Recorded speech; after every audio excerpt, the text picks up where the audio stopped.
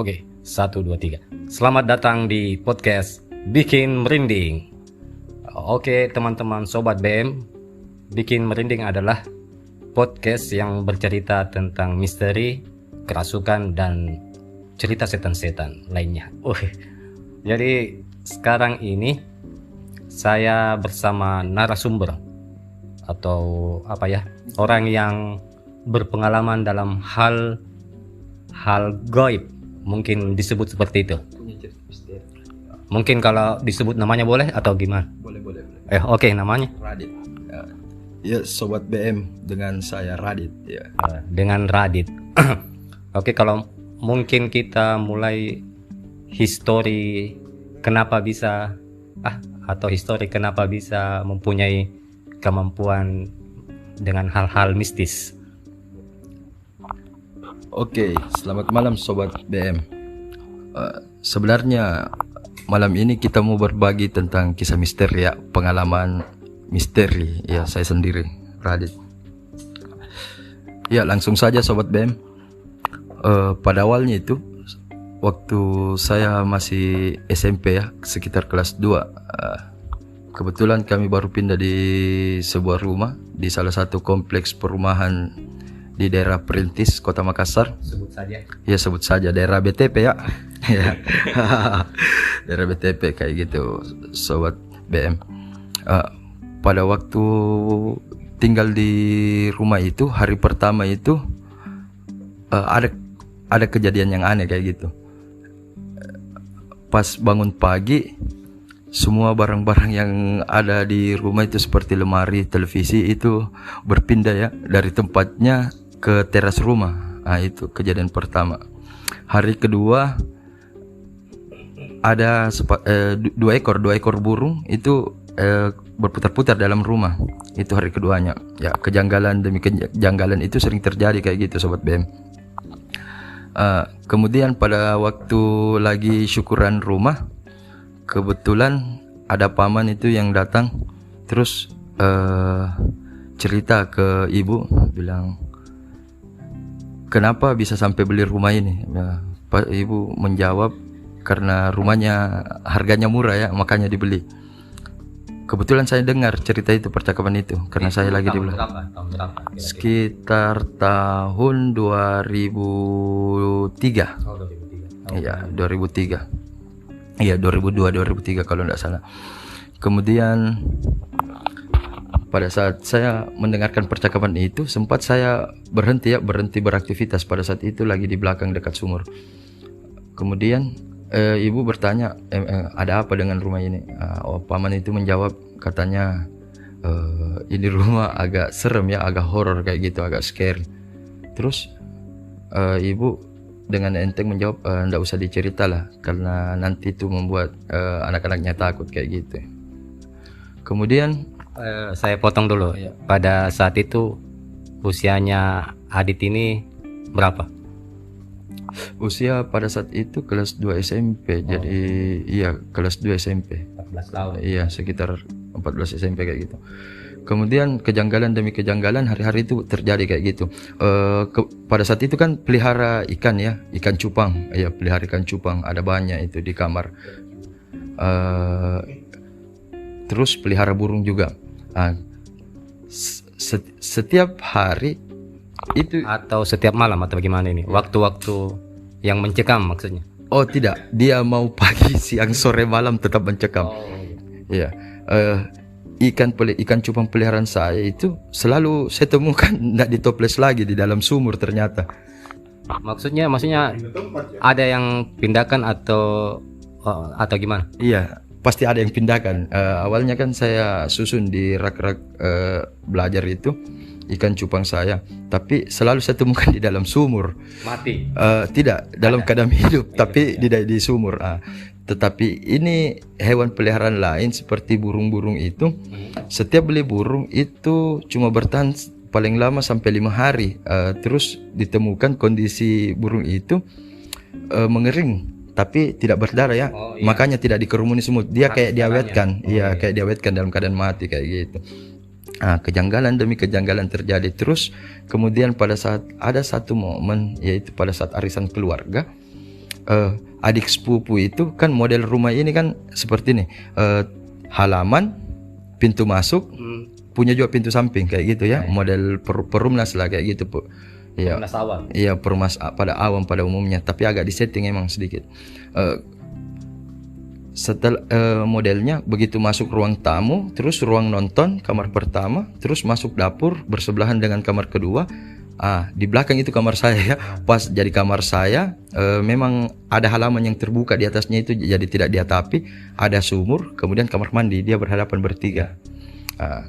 Terus pada saat arisan itu ada momen itu adik sepupu katanya dia bilang kok ada orang lain yang rambutnya itu turun sampai ke tanah, artinya menutupi muka.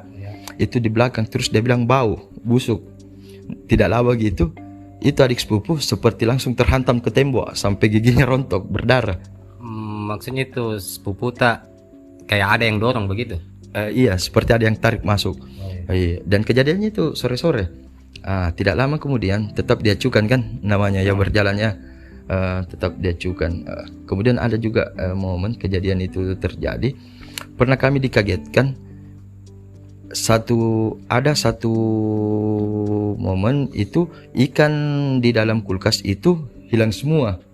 Kucing. Kalau kucing kan pasti ikannya tercecer gitu, pasti ada bekas yang ditinggalkan tuh. Tapi ini ikan goreng atau ikan mentah atau ikan mentah. Tapi tidak berbekas kayak gitu, hilang. Hilang maksudnya? Hilang dari kulkas. Langsung hilang kosong, tidak berbekas apa. Tapi kalau sambil didiskusikan sama semua orang di rumah, ternyata kalau kucing kan logisnya pasti meninggalkan, istilahnya ada tak bene-bene, istilahnya ada bekas. Ini tidak ada. Ternyata 4 hari kemudian itu ikan muncul kembali di kulkas. Ikan yang sama? Ikan yang sama. Maksudnya spasi berapa hari itu? 4 hari. Kenapa bisa ditahu itu? Iya, ya apa yang bisa membuktikan? Karena itu ikan habis dibeli sama diberikan sama, dibawakan sama dari paman itu, dari lelong itu ikan cakalang itu. Ikan cakalang ada sekitar 11 ekor 12 ekor. Kejadian seperti itu terus berulang, selalu ada barang yang nanti beberapa hari kemudian terus muncul. Iya.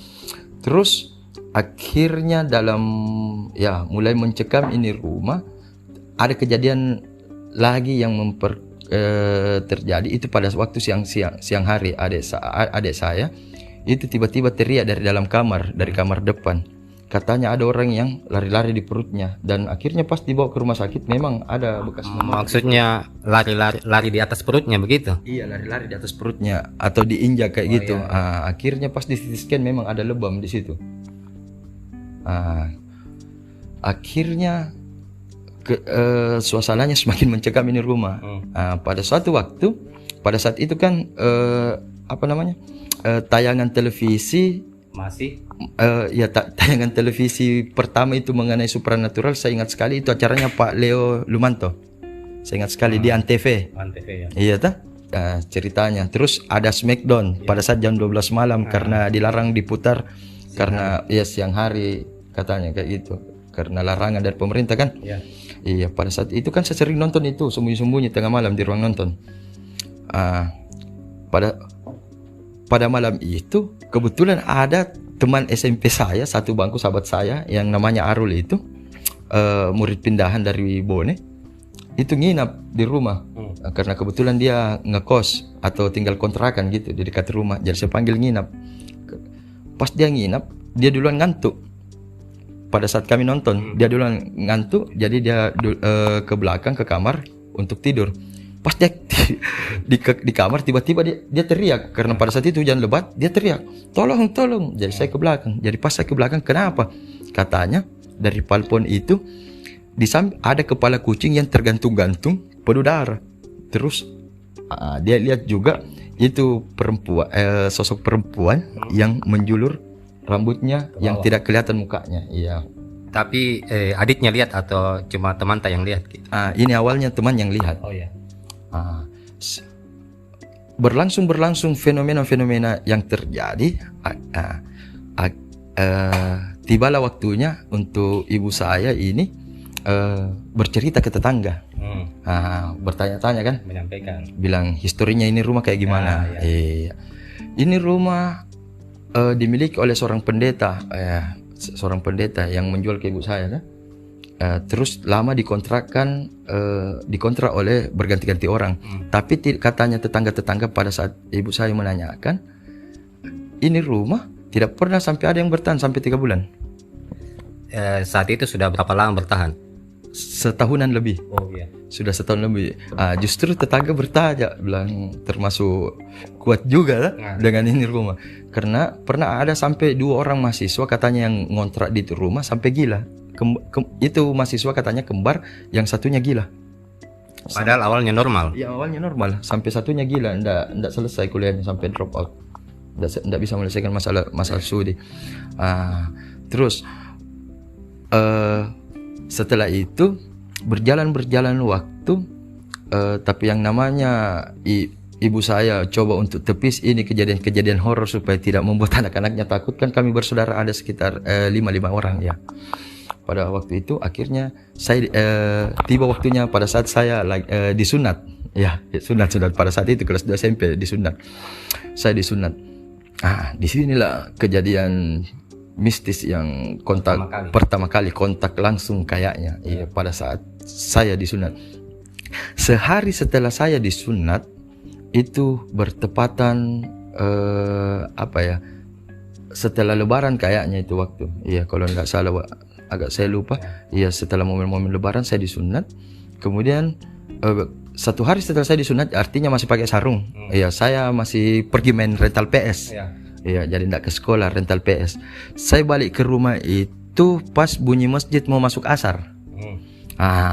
Begitu saya mau masuk rumah, ada kejadian lucu dari ini rumah.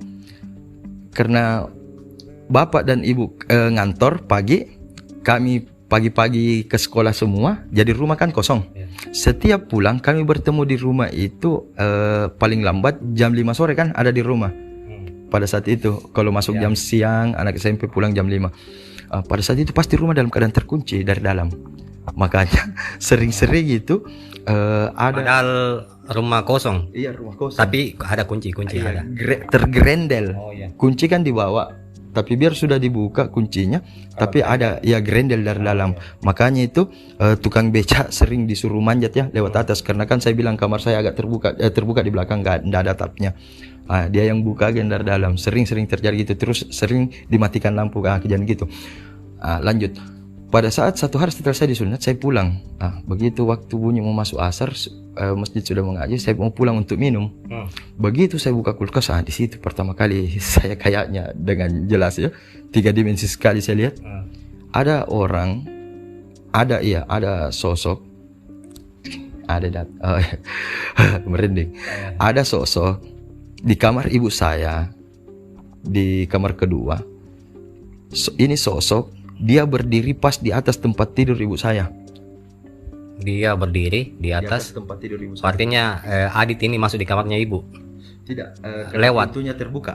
Oh, melintas. Adit melintas. Iya, karena kan saya bilang kamar kedua itu bersampingan dengan satu areal, istilahnya satu bersampingan dengan dapur. Di situ ada kulkas. Jadi jelas saya berhadapan dengan itu, ada sosok orang yang berdiri di atas tempat tidur ibu saya. Keadaan kamar yang saya lihat saat itu, lemari terhambur. Jadi saya kira pencuri. Ini sosoknya, dia pakai ya semacam jubah warna biru. Begitu saya tegur, saya bilangi, pencuri nih. Kayak gitu kan. Saya bilang, kamu pencuri pasti, pencuri nih. Woi, pencuri, apa kamu ambil? Padahal ini itu Mi. Cek per cek. Ini sosok merinding sekali. Ini sosok makin meninggi sampai kepalanya dia kena palpon. Saya lihat saking nyatanya saya lihat itu mukanya. Ini sosok dia itu kayak hitam legam, mirip anjing laut. Terus iya. Iya, Mam. Sambil ngopi dulu, Mam. Atau air putih, Mam, supaya tidak agak tegang ini suasana tuh. Coba disiapkan. Ya lanjut Om. Saking kagetnya Ya. saya lihat pas kepalanya itu Menyentuh palpon. palpon. Terus saya lihat dengan jelas itu mukanya hitam legam kayak ya kulitnya anjing laut. Itu penuh bulu. Yang anehnya dia berbahasa Arab. Jadi komunikasinya bagaimana? Itu karena Artinya sempat komunikasi atau iya sempat komunikasi. Apa dicerita? Yang dia bilang itu yang paling masih teringat itu waktu dia bilang apa ya? Kalau dalam bahasa Indonesia itu dia bilang kamu siapa? Oh, man anta. Ya mana anta? Ya man anta. Terus dia tanya kami saat jam berapa sekarang? Betul. Jam berapa sekarang? Karena ada pengetahuan sedikit di ya bahasa Arab di tempat ngaji, saya belum bisa menjawab. Terus saya tanya, Ina laisa anta dari mana? Ana fil Pakistan. Dia bilang dia dari Pakistan ke ini rumah. Anta, pokoknya anta baiti kayak gitu, kayak gitu. Nggak lama begitu kepalanya terputar, kepalanya berputar. Sampai saya terlepas itu sarung yang saya pakai karena baru sehari setelah disunat. Itu bisa bilang kalau dibayangkan momen pertama kali kan lihat begitu biasa orang lari. Iya. Tapi kenapa nih Adit masih tak tahan di situ? Iya, karena masih pikiran apa ya? Pencuri nih. Oh iya. Pencuri. Pas terputar kepalanya di situ. Sarung jatuh. Dia sambil ketawa. Sarung jatuh. Artinya saya tidak pakai sarung lagi, lari sampai pendarahan saya punya doni. Iya, karena habis sunat ya, akhirnya saya pendarahan. Situ. Saya cerita ke orang tua, tetap belum ada yang terlalu percaya. Tapi saya tahu ini masih diredam supaya tidak ada saudara-saudara yang lain yang takut. Karena maklum baru tinggal di rumahnya kan, baru sekitar berjalan mau jalan 2 tahun. Semenjak kejadian itu saya tambah apa namanya ya, tambah respect dengan hal-hal seperti itu. Artinya cepat sekali respon mata Ata. Iya, saya sudah lihat itu yang dibilang yang turun rambutnya sampai tutupi muka aja. Saya sudah lihat dan tempatnya di mana? Tempatnya ternyata di mana? Di sumur, pas di samping kamar saya. Dia saya agak tambah merinding ini. Memang kalau saya ceritakan ini kisah ke siapapun, iya, pasti atmosfernya berbeda Om. Karena ini pengalaman mistis saya pertama. Bagaimana Om? Merinding kah? Merinding dah? Merinding Om. Pasti gitu Om. Pasti merinding. Kayak gitu. Terus saya mulai rasakan. Ternyata pada saat saya mau berkomunikasi, ya walau-walam juga karena tidak ada api rasa takut itu ada. Rasa ada takut. Takut sekali. Tapi saya sudah mulai temani. Saya bilang siapa?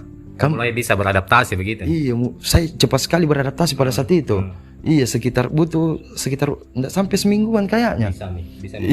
Bisa menerima sedikit-sedikit. Saya langsung bertanya, kamu siapa? Saya mulai bertanya, lama di sini? Kayak gitu. Ternyata dia tidak bisa. Makanya saya tebak. Saya ceritakan ke orang tua, ke siapa, paman apa. Ternyata itu yang di belakang yang semua lihat, hampir semua pernah lihat wujudnya itu yang panjang rambutnya, yang sosok perempuan bungku itu, yang hancur mukanya ternyata, Om, penuh ulat. Terus dia ternyata bisu. Ternyata dia bisu. Jadi beda yang tadi orang Arab itu beda Beda Om. Beda Om. Kalau itu yang diam itu kamar. Iya. Itu tadi yang tertutup ya. Yang panjang. Iya, dia tidak bisa bicara Om, bisu. Dia ganas Om. Dia ganas Om, paling pokoknya hampir semua orang yang ke rumah Om pasti dan diganggu. Iya, baru terus dia kerennya saya bilang ini karena pas saya tanya dia begitu kayak orang bisu bicara Om. Di situ saya tahu bisu. Begitu saya tanya paman, tidak ada yang paman, cuma paman yang percaya. Terus dia bilang kuat-kuat saja, tidak itu kuat. Memang dia yang paling katanya kalau menurut orang sini dia bilang seke, dia paling tapi tetap jom. Tidak ada hampir satu kelasku itu yang dulunya banyak orang yang mau nginap om, tidak ada mi. Setelah itu kejadiannya teman tak lihat tak cerita di teman-teman tadi. Tidak, pasti semua ada kejadian-kejadian baru om. Gara-gara ini yang sosoknya yang ini perempuan yang turun rambutnya menjulur ke pasti dia lihat. Dia lihat sampai akhirnya bahkan saking parahnya mini kondisi itu waktu kayaknya saya ikut perlombaan musabaqah tilawatil Quran NTQ tingkat kecamatan Biringkanaya pada saat itu. Pas pulang malum om, bagaimana itu perasaannya SMP bawa pulang 3 piala. Juara 1 lomba ngaji, cerdas cermat, ceramah, cilik, bawa pulang om 3 piala om. Saya bawa pulang ke rumah dengan senangnya ini. Begitu saya sampai rumah om, euforianya ini hilang. Gara-gara Ternyata tante saya sudah kerasukan. Pokoknya ada saja yang datang ke rumah pasti dimasuki sama itu kesurupan. Makanya horor sekali ini rumah. Jarang ada yang mau bertamu karena pasti bilang dirasuki sama itu. Pasti kerasukan om. Pas saya masuk, ini tante posisinya lagi di ruang TV. Ada nenek saya almarhum, ada orang tua saya. Iya, ini tante saya dalam posisi ngerokok. Sudah ngerokok om, merokok. Jadi ini euforia saya bilang, ibu juara kak. Bukan sambutan om, langsung ditegur sama tante saya yang satu. Heh diam, ini lagi kesurupan orang. Bagaimana perasaannya kira-kira om? Patah lah om, pupus. Saking ekstrimnya om. Itu tante yang kesurupan sambil ngerokok om, pegang pisau. padahal bukan perokokin tante tak? Tidak om. Bukan, oh, memang baru datang itu. Iya om, baru datang. Dia pegang pisau om. Ekstrimnya dia pegang pisau. Baru langsung dia potong piala aku. Jadi ada 1 piala aku yang rusak. Iya om. Jadi siapa yang obati itu kalau ada kemasukan di rumah tak? Kan kita masih kecil Ki. Iya. Jangan dulu om. Lanjut dulu. Iya lanjut dulu om. Jadi pas dia kesurupan begitu, karena dia bisu, saya bilang tadi itu sosok bisu. Akhirnya bapak saya ingat sekali itu, dia bilang bapak saya, karena bapak saya tidak terlalu percaya dengan gitu. Dia bilang bapak saya, seandainya ke orang lama, saya temani berkelahi atau saya tikam. Artinya kalau dalam bahasa Makassar dia bilang, ada deh seandainya kelihatan ini saya tahu boki. Iya maklum tuh bapak reman om. Bapak saya reman. Terus dia jadi cara komunikasinya dengan ini si bisu, dia nulis di kertas om, jago nulis. Dia terus apa jawabannya terhadap komentarnya bapak saya? Mau saya buktikan kalau saya ada. Jadi dia kasih lihat itu kertas begini om, di buku kan ditulis. Jadi bapak saya bilang, iyo kasih lihat. Dia tulis lagi. Jalan ke arah sumur. Dia suruh bapak saya jalan ke arah sumur. Saya kasih lihat kan kok. Nggak sampai sumur om. Sekitar 4-5 langkah lah. Jatuh bapak saya. Jatuh kayak didorong atau jatuh sendiri atau gimana? Walau bagaimana modelnya om, jatuh om. Sampai terhambur semua panci-panci dengan makan. Saking bisanya telekinesis ini apa-apa. Terus akhirnya kebetulan almarhum itu kakak ibu saya kan bisa ya. Termasuk bisa itu om saya om. Termasuk guru saya juga itu almarhum, baik sekali orangnya. Dia datang kasihan, dia datang. Terus setelah dia kasih keluar, cepat sekali dia kasih keluar. Dia mau menulis sebelum dia keluar. Tunggu kalau dia tanya om saya, karena kebetulan om saya itu bermukim di daerah Todopule. Dia tulis di kertas, tunggu kalau kau kasih keluar saya kasih kempes ban mobilmu, ndak sampai di jembatan Tello. Artinya ini yang setan bisu ini mengancam sama om tak? Iya. Sebuah ancaman itu bilang. Iya. Dan lucu gokilnya om, kejadian betul. Belum sampai dulu kan, belum Emtos om, masih Carrefour. Carrefour dulu kan, Alfamart kah? Ya masih kayak gitu ya, belum jadi Emtos dia. Sudah ada teleponnya om. Ternyata ban mobilnya 2 bocor om yang di belakang. Karena pada saat itu adik saya ikut mau nginap di rumah om saya. Pada saat pulang ada teleponnya om bilang bocor betul. Kejadian demi kejadian berlanjut om. Ada juga satu momen yang scary sekali juga.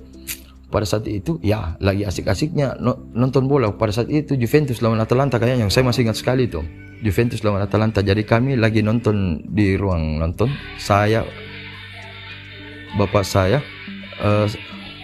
lagi nonton om. Begitu saya nonton, terus ndak lama itu om, pas saya nonton tiba-tiba ada suara teriakan om dari dalam kamar. Dari dalam kamar terus pada saat dari dalam kamar itu suara teriakan itu om, ternyata suara teriakan ibu saya yang bersamaan dengan ambruk om. Ambruk itu tempat tidur om, karena masih tempat tidur kayu kan. Ambruk om, ambruk. Jadi kami semua lari masuk dalam kamar. Saya, bapak saya, adik saya lihat, ibu saya sudah di lantai. Ambruk, itu tempat tidur. Dia bilang ibu saya, ada orang pakai baju putih penuh darah di depan lemari. Terus ada orang di sampingnya. Dia sempat disikir, tiba-tiba hilang itu orang yang penuh darah. Terus dia lihat betul di samping kakinya, katanya sosok itu jin yang dari Pakistan loh. Karena dia bilang, kenapa saya bisa berkesimpulan situ, saya ingat sekali dia bilang mirip anjing lautnya Free Willy. Filmnya waktu kecil katanya, menurut ibu saya. Jadi saya bilang, dia lihat itu yang jin yang bilang katanya dia dari Pakistan ya, waktu kejadian pas saya sudah sunat om. Karena kebetulan bapak saya ada di kerja di lanjut om. Bapak saya merupakan PNS tuh di salah satu dinas di provinsi Sulawesi Selatan. Jadi kerjanya itu sering keluar daerah. Iya, sering dapat perjalanan dinas. Jadi otomatis memang rumah sunyi, nggak ada pacet tuh. Iya, nggak ada pacet. Cuma kami berenam, kan saya 5 bersaudara. Jadi pada saat setiap bapak saya pergi kan, karena dia sebut saja dinas pariwisata dia om. Makanya keluar terus kan. Dia juga seorang guide. Setiap dia pergi om, otomatis kami ini pada saat sudah ketahuan ini, tanpa orang tua bilang ini rumah horor, mau ditutupi juga semua ini kejadian, anak-anak pasti sudah baca om. Anak-anaknya pasti sudah baca. Jadi tidak ada yang mau tidur di kamarnya. Jadi 2 kamar kosong, kami tidur di kamar orang tua. Ini kejadian nyom, kejadian kedua yang saya lihat ini nyata. Termasuk adik saya katanya dia lihat. Jadi waktu itu om, kami berenam om tidur. Saya ditempatkan di tempat tidur paling sudut. Paling di ujung istilahnya, dekat dengan pintu om. Setelah itu ibu saya, kami berjejer 6 orang om, kayak ikan bakar berjejer kayak sate. Tiba-tiba itu malam om, karena kan itu jam selalu bunyi, tiap detik bunyi itu ada suara jam kan. Saya lihat jam itu jam 11-an lewat malam. Iya, jam 11-an lewat. Ini pintu tiba-tiba terbuka. Pintu ruang tamu, pintu kamar om. Tiba-tiba terbuka. Baru ada cahaya bola cahaya itu kayak lampu kuning, lampu bohlam. Itu terputar-putar om. Baru ada sarung sarung di belakangnya. Sarung batik. Kayak gitu. Terbang om. Dia itu terbang om. Dari ruang nonton pergi sampai depan pintu. Kayaknya agak beda ya. Kayak beda ya, memang dia ini. Terus pas di depan pintu, saking saya tidak tahan, saya bilang, ibu apa itu? Ibu saya cuma bilang, tutup kok pintu nak. Ternyata adik saya bangun juga, dan dia sempat bercerita kan, setiap ini diceritakan dan dia ada, pasti bilang iya, saya lihat juga itu. Jadi kayak sarung batik melayang, di tengahnya ada kayak bolam terputar-putar. Nyatom. Bayangkan om, kira-kira kalau sobat BM, bayangkan coba ketika itu posisinya itu barang ada di depan pintu dan saya disuruh untuk tutup pintu. Kira-kira sobat BM bagaimana itu sobat BM? Anak SMP yang baru sudah disunat ini om. Saya beranikan om karena ibu saya suruh. Iya, siapa lagi? Dan saya tertua laki-laki. Memang anak kedua tapi tertua laki-laki om. Jadi pas saya mau tutup pintu, Saya terhempas om, terhantam masuk sampai ini luka yang di dagu ini, Oh, iya. bekas jahitan, bekas jahitan, terhantam masuk di lemari, terhempas. Itu gara-gara itu. Iya. Bawahnya itu. Iya, gara-gara begitu mau tutup pintu. Tapi ya namanya ya kembali naluri seorang ibu mencoba menutupi kan, dia tutupi lagi, tidak ada. Artinya memang bertahan dengan kondisi seperti itu. Iya, mau daripada om kita tinggal kontrak-kontrak kasihan. Oh iya. Iya tuh, baru BTP kan dulu, boy. Keren. Ada fenomena banjirnya. Iya, capek angka. Tapi ya kalau saat sekarang om tuh kalau terbiasa dengan begitu, saya lebih pilih memang tinggal dengan yang begitu-begituan, yang horror scary apa daripada disuruh, kalau banjir angka kasur, baru kasur kapu om. Tuh tumbuh jamurnya. Tumbuh jamurnya ya gitu om. Kejadiannya itu rumah berlangsung akhirnya itu om tibalah pada saat momen Ramadan tahun ketiga. Nah, kejadian ini berakhir karena kami sempat tinggal itu rumah ya 4 tahunan lah, baru dijual lagi kan, baru pindah dari tinggalkan BTP. Iya, kita tinggalkan BTP om. Tahun-tahun pas masuk SMA saya pada saat itu. Iya. Oh ini kejadian sorry om, tahun 2002 betul. 2002 kejadian. Saya ingat nih karena saya masuk pada saat SMA kelas 2 2004, saya sudah pindah. Di situ saya pindah lah dari itu. Dia jual itu rumah ya, jadi sekitar 4 tahunan lebih kita tinggal itu rumah. Jadi pas masuk tahun ketiga itu waktu mau berakhir ini Ramadan. penderitaannya juga 3 momen Ramadan. Maksudnya 3 hari dalam Ramadan atau bagaimana? 3 hari mau berakhir Ramadan pada saat itu. Jadi tahun kelas 1 SMA 2003. Ya tepat di tahun 2003. 3 Ramadan terakhir. Seperti biasanya kami ngungsi di rumahnya nenek di Jalan Laya, daerah Laya Sentral. Pada saat itu ya, untuk bikin kue kan om. Kami ngungsi setiap 3 Ramadan untuk bikin kue. Mereka ada tante bantu-bantu ibu, nenek apa buat kue. Pada saat itu saya kan sering terbawa-bawa dengan kejadian ini om. Cuma diantara bersaudara saya yang pikirkan om. Oh iya ada saya mau beritahu juga. Selama ini scary kejadian berlangsung kami tempat itu rumah om. Saya itu anak SMP yang pulang jam 11 jam 12 malam dan disingkan sama orang tua. Kenapa? Yes. Oh karena keadaan rumah seperti itu jadi Iya. bisa pulang tengah malam. Iya om, sudah diberikan izin karena saya dibawa psikiater, tetap tidak bisa hilang om. Sudah dibawa psikiater keliling-keliling, terus dibawa di rukia apa, tetap muncul yang begitu-begitu om. Saya lihat rasa takutku, makanya dikasih uang jajan yang lebih. Dikasih uang jajannya lebih sama orang tua untuk main PS dulu. Kan masih winning. Ya. Masih main PlayStation dulu. Main PlayStation, main game bola, winning. Jadi saya nikmati mentong itu. Jadi dari winning 3, winning 4, saya main terus pokoknya. Nggak ada kalah jauh kak dulu. Iya, gara-gara saking mahirnya itu di tempat PS sampai jam 11 jam 12 malam. Diizinkan sama orang tua. Pulang dalam keadaan baju SMP begitu. Karena sudah dibawa keliling om, dari dibawa ke rukia kiri kanan, dibawa diobati apa tidak bisa om. Tetap saya yang begitu-begituan om. Iya, dibawa ke psikiater apa tetap kayak gitu.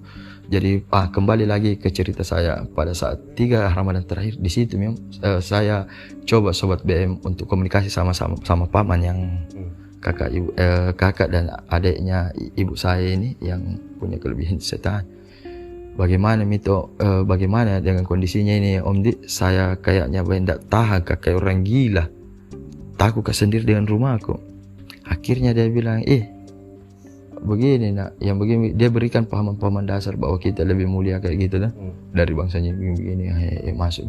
Akhirnya saya ingat sekali itu di Jalan Raya itu karena ada kebiasaan masyarakat sekitar itu merayakan 7 hari sebelum berakhirnya bulan puasa dengan istilah malam-malam 7. Jadi mereka keliling anak-anaknya itu pakai lilin-lilin om. Pakai lilin merah keliling sambil keliling kampung berteriak om. Takbir kayak gitu. Saya ingat saya tidak pergi waktu itu. Jadi sepanjang saya kecil mulai dari SD saya biasanya ikut. Ini barusan saya tidak pergi om. Kenapa? Wallahu alam om. Dari mana datangnya ini suara? Dia bilang pada saat kau mau bertemu denganku, bangunlah di sepertiga malam. Pada saat itu langit memerah, guntur menggelegar, dan pada saat itu hujan turun dengan derasnya. Ini ada suara yang melintas seperti itu. Melintas. Bukan melintas om, bukan bisikan juga om, nyata om. Nyata artinya ada orang yang membisikkan. Ada pembisik maksudnya. Iya, tapi tidak terlihat orangnya. Sokap siapa om? Namanya anak SMP. Yang jelas nyata sekali itu suara om. Karena masih sampai sekarang saya ingat. Dia bilang, pada saat kamu bertemu denganku, bangunlah di sepertiga malam. Pada saat itu langit akan memerah, guntur menggelegar, petir menyambar, dan hujan akan turun dengan derasnya. Ambillah air wudhu dan dirikan sholat 2 rakaat. Pada saat itu kita akan bertemu. Dia bilang kayak gitu. Jadi pada saat itu di jalan lain itu rumahnya Neno. Saya tidur cepat, jam 10 kayaknya saya sudah tidur. Dan alhamdulillah saya betul bangun pas 2:30 lewat om. Iya kayaknya 2:30 lewat 10. Jadi kurang 20 menit jam 3. Saya bangun om. Mau sahur. Ya mau sahur. Saya bangun. Saya masuk di sebuah kamar. Ada kebetulan kamar kosong di situ karena lumayan besar rumahnya nenek kan, banyak kamar. Saya masuk sholat di situ 2 rakaat. Begitu saya sholat, walau-walam ini yang terjadi.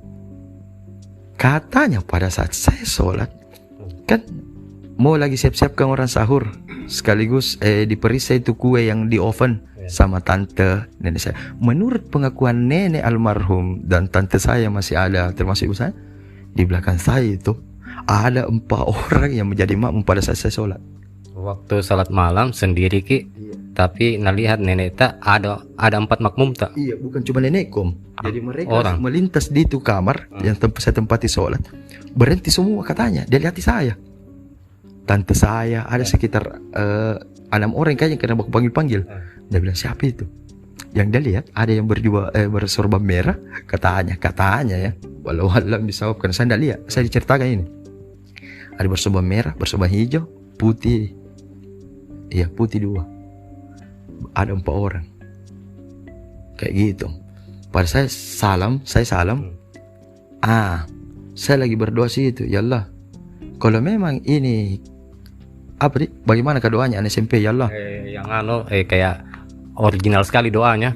Tidak ada maksudnya kayak curhat sekali memang. Iya, kayak Baim Indosiar. Kayak ada itu film Indosiar tuh Baim, maafin Baim ya Allah, kayak gitu. Yang jelas yang saya ingat saya itu, saya cuma bilang ya Allah, dek capeknya ya Allah begini kasihan. Saya juga tidak mau ya Allah. Kalau memang baik ya kasih biar ada di saya. Kalau memang baik tuh, kalau tidak ada ya Allah, tidak mau kak, jauh kami, tidak apa-apa. Itu doa saya.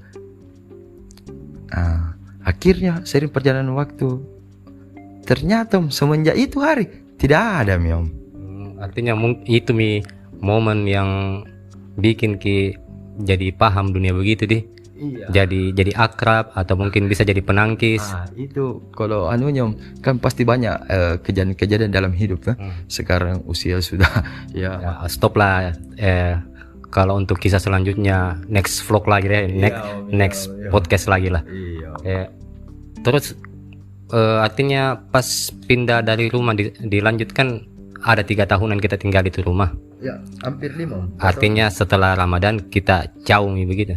Tidak om, kembali pas tinggal itu rumah, saya lihat betul om, tidak ada penghuninya itu rumah yang bertahan. Iya, penghuninya yang itu yang sering nampak gitu, yang halus-halus. Tidak ada om. Ada satu yang menjadikan saya bilang bahwa ini berakhir kayak ini penderitaan. Karena kena penderitaan ya.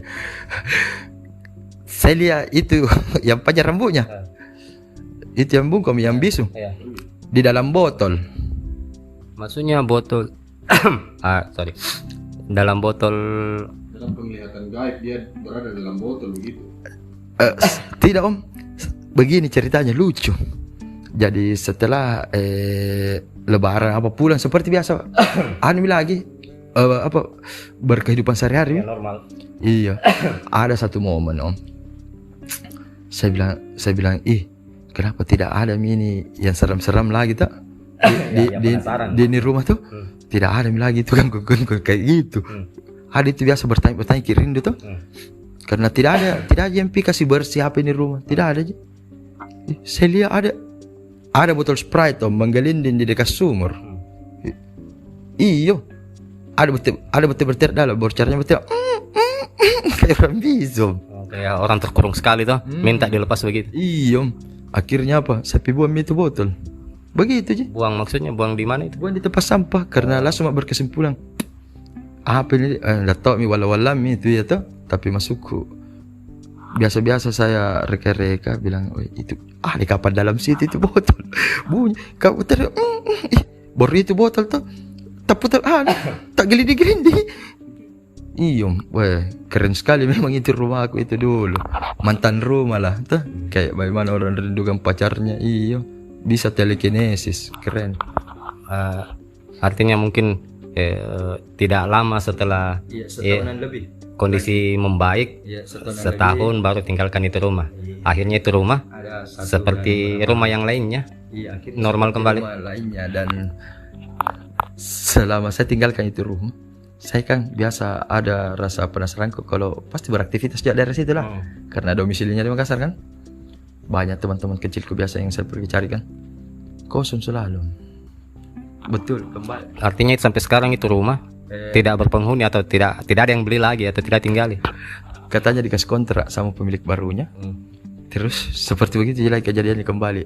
3 bulan, saya tanya-tanya.